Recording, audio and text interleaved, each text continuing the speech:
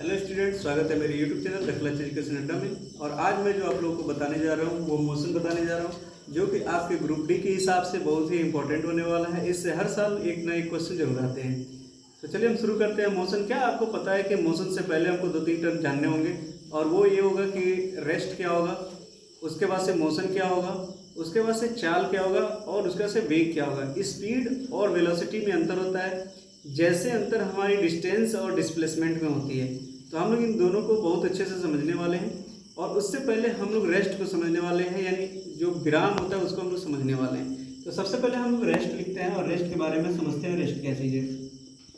अगर मैं कहूँ कि ट्रेन जो है वो चल रही है, तो आप कैसे समझ पाओगे कि ट्रेन चल रही है।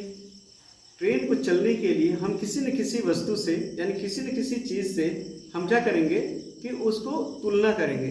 तुलना इन द सेंस ये हुआ कि अगर ट्रेन चल रही है तो हम बाहर लगे खंभे को देखते हैं या पेड़ को देखते हैं, तो ये देखते हैं कि पेड़ खड़ा है और ट्रेन जो है उससे गुजर रही है।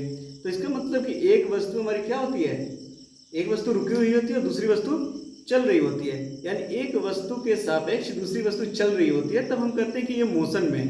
लेकिन अगर दोनों वस्तु एक दूसरे के सापेक्ष एकदम रुकी हुई हैं, जैसे कि आप मान लो कि ट्रेन में जा रहे हो, बस में जा रहे हो या कहीं भी जा रहे हो, ट्रेन तो चल रही है, बस चल रही है, अपने अपने जगह पे ऑटो वगैरह किसी से भी जा रहे हो वो चल रही है, लेकिन उसमें जो बैठा व्यक्ति है वो दूसरे व्यक्ति के सापेक्ष क्या है, रुका हुआ है कि चल रहा है।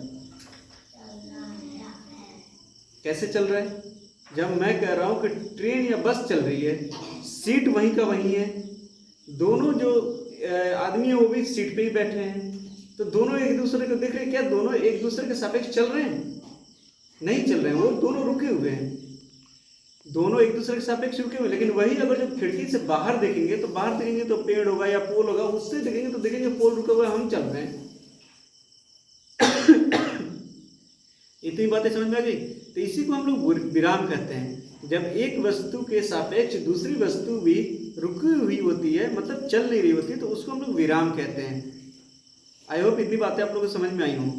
उसके बाद से हम लोग समझने वाले हैं मोशन को। मोशन यानी गति को। तो अभी हमने जैसे कि आप लोगों को अभी रेस्ट बताया कि जब दो वस्तुएं एक दूसरे के सापेक्ष रुकी हुई होती हैं तो वह हमारा रेस्ट कहलाता है। लेकिन जब हमारा एक वस्तु दूसरे वस्तु के सापेक्ष चल रहा हो, मतलब एक हमारा रुका हुआ है और दूसरा क्या हो, चल रहा हो, तो उस टाइम पे क्या होता है, हमारा वो मोशन कहलाता है। यानी एक वस्तु के सापेक्ष दूसरे वस्तु की स्थिति में जो परिवर्तन होता है, पहले क्या स्थिति थी, वो रुकी हुई थी। जैसे मान लो कि आप लोग बाइक चलाते हो, तो बाइक चलाते हो तो क्या करते हो, पहले बाइक रुकी हुई होती है, उसका से बाइक को हम स्टार्ट करते हैं, गियर लगाते हैं, तो पहले वो रुकी हुई है, उसके बाद से क्या होता है, धीरे धीरे धीरे धीरे बाइक हमारी चलनी शुरू होती है। हम लोग कैसे समझ पाते हैं कि चल रही है, या तो हम लोग नीचे देखते हैं पृथ्वी की तरफ, और नहीं तो हम लोग आसपास के पेड़ पौधों की तरफ देखते हैं, तब समझ पाते हैं कि बाइक चल रही है। अदरवाइज हम लोग उसको रेस्ट, आप विराम की ही उसमें कर देंगे। ठीक है। तो हम लोग जब एक वस्तु की स्थिति दूसरे वस्तु से जब तुलना करते हैं, तब हमें पता चलता है कि वो रुकी हुई है कि चल रही है।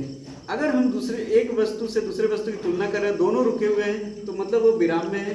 अगर एक वस्तु के सापेक्ष दूसरी वस्तु चल रही है तो उस समय वो मोशन में होगी।